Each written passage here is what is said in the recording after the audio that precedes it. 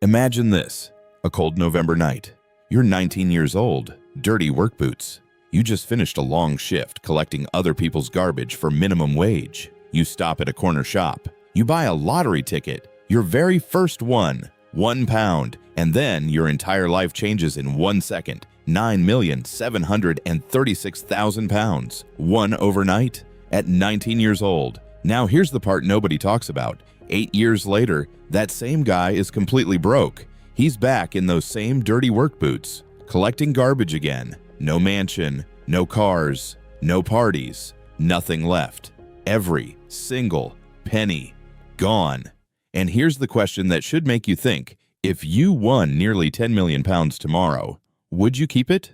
Or would you fall into the exact same traps this man did? Because this isn't just a story about a lucky guy who blew it. This is a masterclass in everything that's wrong about how most people think about money. Stay with me, because by the end of this video, you're going to understand something about wealth that most people, even genuinely rich people, never figure out. This is the true, documented story of Michael Carroll. Let's go back to the beginning. Michael Carroll grew up in Norfolk, England, a quiet, working-class corner of the country. Not much opportunity, not many big dreams on offer. School was brutal for Michael. He struggled badly. Dyslexia and ADHD made everything harder. But back then, the system didn't have many answers for kids like him. Teachers didn't always have patience. So Michael fell through the cracks. By the time he finished secondary school, he was barely literate. No meaningful qualifications. No clear path forward. The doors that open easily for others?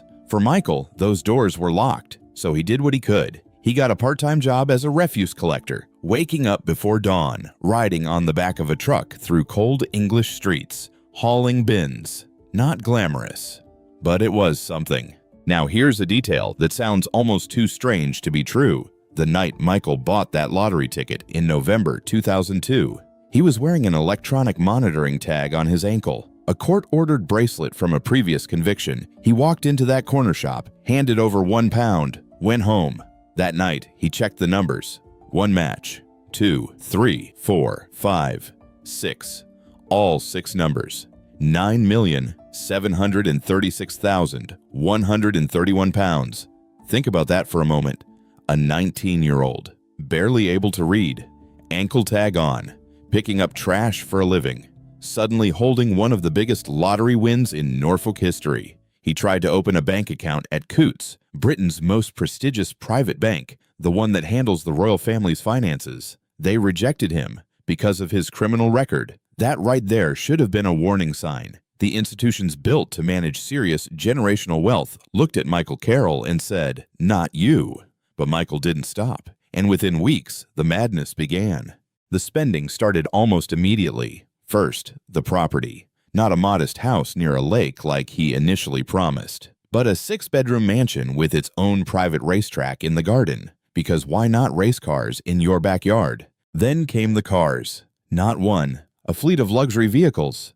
The jewelry, gold chains, rings, everything dripping.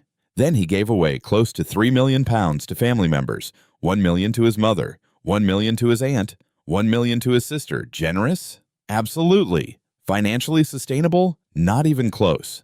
Now, here's something important that most retellings get wrong. Michael did invest in Glasgow Rangers, but not by buying shares in the football club directly. He put up to £1 million through Rangers Financial Management, a financial services company connected to the club. It wasn't a direct ownership stake. It was a financial product, and it eventually returned almost nothing. Meanwhile, his advisors had set up a smart safety net, a £3.9 million investment bond designed to generate monthly income. The rule was simple: don't touch this unless everything else runs out. Michael started withdrawing from it almost immediately. And here's the brutal part. Every single withdrawal came with massive penalty fees on top of the money he was taking out. He was being charged just for accessing his own safety net. By September 2003, barely 1 year after winning, Carroll later admitted he was already living off the proceeds of that bond. 1 year gone.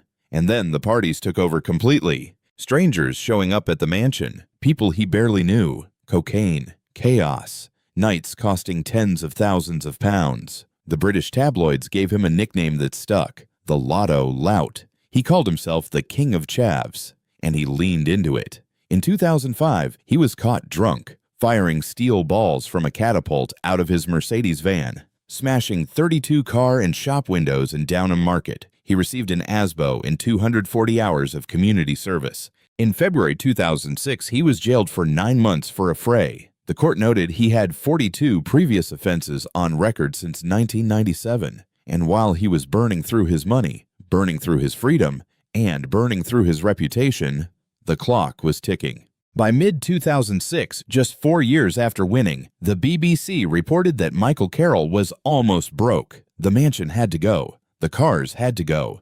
The jewelry sold at a fraction of what he paid. When you're desperate to sell, you don't get good prices. You get whatever someone will give you. The assets bought at emotional, impulsive prices were now being liquidated at rock-bottom desperation prices. The fake friends, gone. Almost overnight. Every person who had laughed at those parties, eaten his food, spent his money, vanished the moment the money did. The so-called King of Chavs was now completely alone. He had been to prison. He had been mocked in every national newspaper. He had become the cautionary tale people forwarded to each other, the punchline of a joke about what not to do with money. And in May 2010, 8 years after one of the luckiest moments in British lottery history, Michael Carroll reapplied for his old job. Refuse collector. They gave it to him. He went back to the early mornings, the cold streets, the bins.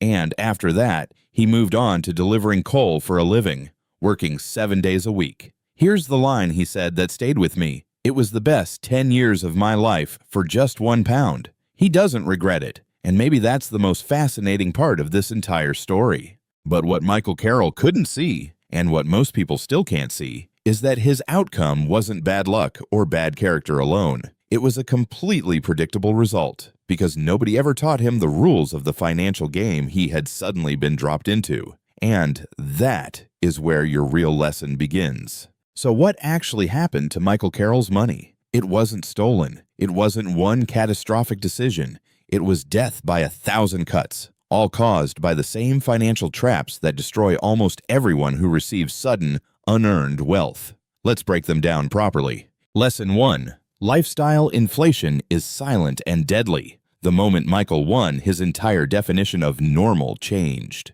£50,000 parties became normal. A mansion became normal. Giving away millions became normal. And once your lifestyle inflates to that level, it almost never comes back down on its own. Your brain recalibrates to the new baseline. Everything below it feels like poverty, even when it's objectively fine. This is why lottery winners, young athletes, and overnight music stars all follow the same tragic pattern. Income grows, spending grows faster, always faster. Lesson 2. Making money and managing money are completely different skills. Winning a lottery requires zero financial intelligence, but keeping it, investing it wisely, growing it across decades, that requires years of education, discipline, and the right team around you. Michael was thrown into the deep end of serious wealth with zero preparation, no financial literacy, no trusted advisors with real authority. Most people, not just Michael Carroll, would drown in the same situation. Lesson 3. Giving money without a structure is not generosity. It's spreading the problem. Michael gave £3 million to his mother, aunt, and sister. Loving, generous, completely unstructured. When you hand someone £1 million with no conditions, no plan, and no financial education attached, you haven't helped them build security. You've just expanded the chaos. True generosity means also giving people the tools and knowledge to handle what you're giving them. Lesson 4. The safety net only works if you respect it. The £3.9 million investment bond was genuinely good advice, a structure that could have protected him for life, but Michael withdrew from it within months, paying huge penalties every time. A financial safety net that you ignore, or worse, actively raid, isn't a safety net at all. It's just delayed spending. Every serious wealth plan needs rules that survive your own emotions, ideally enforced by someone else. Lesson 5. Your inner circle is a financial decision. Every person who showed up at those parties when the money was flowing and disappeared when it was gone was a liability, not a relationship. Building a small, honest, trustworthy circle before wealth arrives is one of the most underrated financial moves anyone can make. The people around you when you have nothing are the only ones you can truly trust when you have everything. So here's the question I want to leave you with. You're probably not a lottery winner, but over your lifetime, you will earn hundreds of thousands, possibly millions, of pounds or dollars. The question isn't whether the money will come. The question is, will you have a system in place when it does? Because Michael Carroll's story doesn't have to be yours. Learn the rules, build the structure, guard your circle. The real lottery isn't the one you win, it's the one you protect. If this video made you think differently about money, share it with someone who needs to hear it. Subscribe for next week, where we go even deeper into the psychology of wealth and why our brains are wired to destroy it. See you there!